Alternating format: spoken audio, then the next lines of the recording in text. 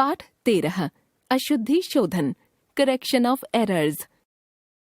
सार्थक एवं पूर्ण विचार व्यक्त करने वाले शब्द समूह को वाक्य कहते हैं।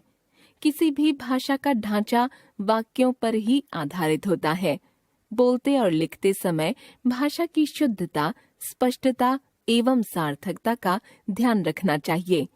यदि पदक्रम उल्टा सीधा हो, सही अन्वय पर ध्यान नहीं दिया जाए तो भाषा की अभिव्यक्ति में समझ में बाधा उत्पन्न होगी।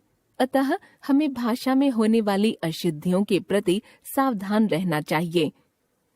सबसे पहले हमें कर्ता और क्रिया अन्विति पर ध्यान देना चाहिए। कर्ता के लिंग वचन के आधार पर क्रिया होनी चाहिए। विवेक खेलती है, महिमा पढ़ता है। दोनों ही वाक्य अशुद्ध हैं। वाक्य क में विवेक पुल्लिंग है, क्रिया स्त्रीलिंग। वाक्य ख में महिमा स्त्रीलिंग है, क्रिया पुल्लिंग। इनका सही एवं शुद्ध रूप होगा, विवेक खेलता है, महिमा पढ़ती है। कर्ता एक वचन होने पर आदर के लिए क्रिया बहुवचन हो सकती है। दादाजी खाना खा रहे हैं, पिताजी ऑफिस से आ गए। वाक्य में कर्ता के रूप में पुल्लिंग और स्त्रीलिंग दोनों के होने पर क्रिया पुल्लिंग बहुवचन के अनुसार होगी। जैसे अतुल, महिमा, सरिता, विवेक और राघव भी चल रहे हैं। 2 लड़के और 4 लड़कियां बाजार जा रहे हैं। यदि कर्ता के रूप में आने वाली संज्ञाएं या से जुड़ी है तो क्रिया कर्ता के अनुसार बदलती है। राम, श्याम या गीता बाजार जाएगी।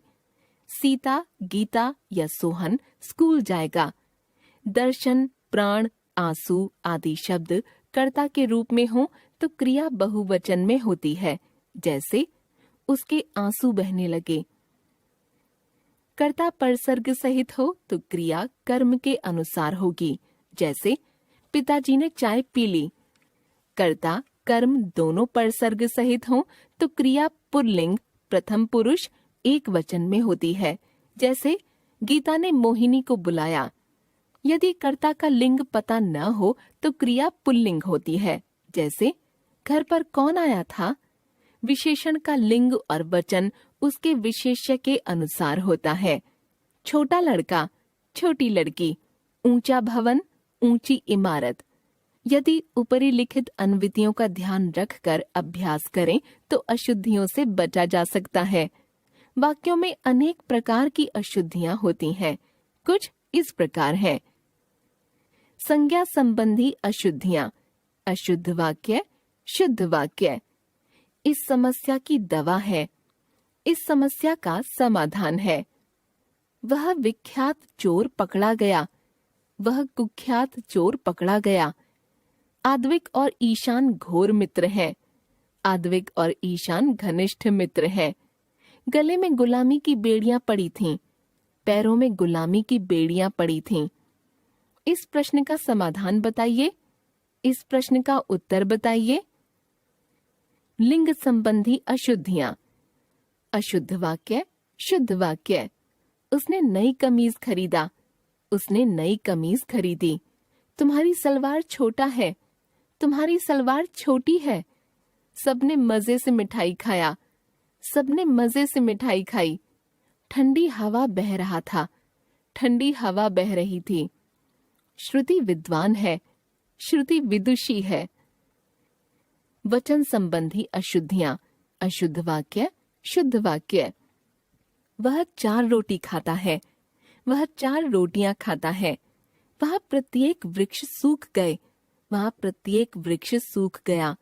देश में अनेकों लोग अशिक्षित हैं, देश में अनेक लोग अशिक्षित हैं। उसने हस्ताक्षर किया, उसने हस्ताक्षर किए। वे जल्दी जल्दी खाने लगा, वे जल्दी जल्दी खाने लगे। परसर्ग या कारक संबंधी अशुद्धियां, अशुद्ध वाक्य, शुद्ध वाक्य। पेड़ में पत्ते गिर रहे हैं, पेड़ से पत्ते गिर रहे हैं। घर पर सब कुशल है, घर में सब कुशल है। वह बस पर यात्रा कर रहा है, वह बस से यात्रा कर रहा है। हम सेब को खा रहे हैं, हम सेब खा रहे हैं। काम समाप्त होने पर है, काम समाप्त होने को है। सर्वनाम संबंधी अशुद्धियां। अशुद्ध वाक्य, शुद्ध वाक्य। तुम तुम्हारा काम करो, तुम अपना काम करो। तेरे को क्या करना है, तुम्हें क्या करना है। मैंने जाना है, मुझे जाना है। मेरे को यह बात पता थी, मुझे यह बात पता थी। क्या तुमने कल स्कूल गए थे, क्या तुम कल स्कूल गए थे।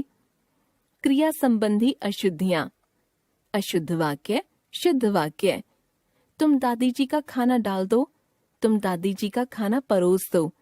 राघव और नंदिनी स्कूल गई, राघव और नंदिनी स्कूल गए।